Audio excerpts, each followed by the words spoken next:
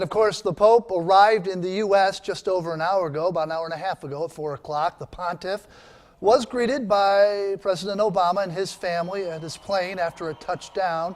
Pope Francis has several stops in his historic visit here in America.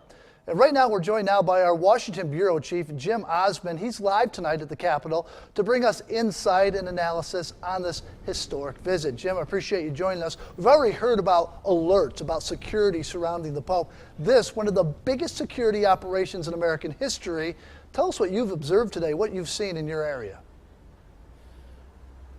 You know, it's relatively quiet on Capitol Hill today. A lot of the action is out Andrews Air Force Base and then where the Pope is staying in far northwest D.C. I think you're going to see a few things this week and an eye on the schedule.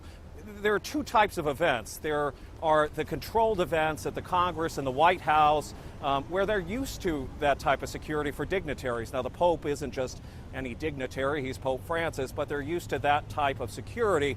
And then you have these mass events. Tomorrow, the Pope will be riding around in his Pope-mobile because he wants to see the people. He is the people's Pope. And also the public masses in Philadelphia later in the week, when you will have tens of thousands of people from the heart of Center City, Philadelphia, from the Basilica in a swath all the way down to the Art Museum in Philadelphia. So I think we're going to keep an eye on that as we go through this week. The Pope visits the White House and speaks in front of Congress. Tell us how this visit is different than other dignitaries.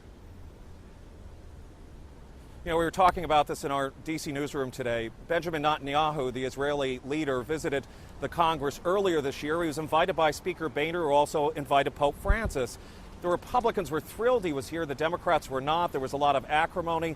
This visit will be the complete opposite, because if you think about it, Pope Francis's popularity ratings are 80+%. Congress's approval rating is about 9%. They're going to want to give Pope Francis a big bear hug and hope some of that rubs off on them.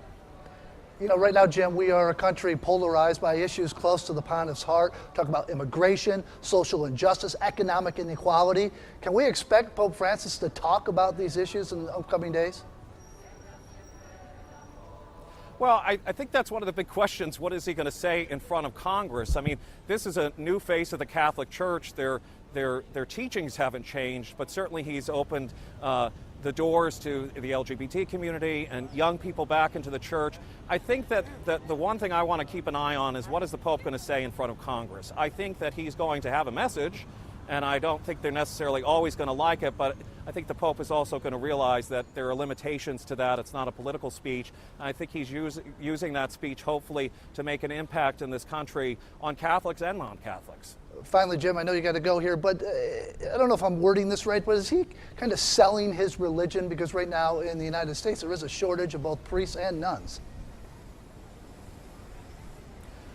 Well, I grew up in a Catholic in Philadelphia, and I think that, he's a sea change in the faith. And in some regards, I think he's opened the doors of the church again. I don't know if I would say he's selling the religion, but if you were going to say as much as you could say about selling a religion, he's probably doing a lot better than Pope Benedict did. I mean, we have seen a massive difference between the way this Pope acts publicly and who he welcomes into the church, and somewhat what Pope Benedict thought in his public actions and statements. All right, Jim Osmond, our Washington Bureau Chief, I appreciate the time, and we look forward to your coverage of the Pope's visit here in America. And you can make sure to head to our website.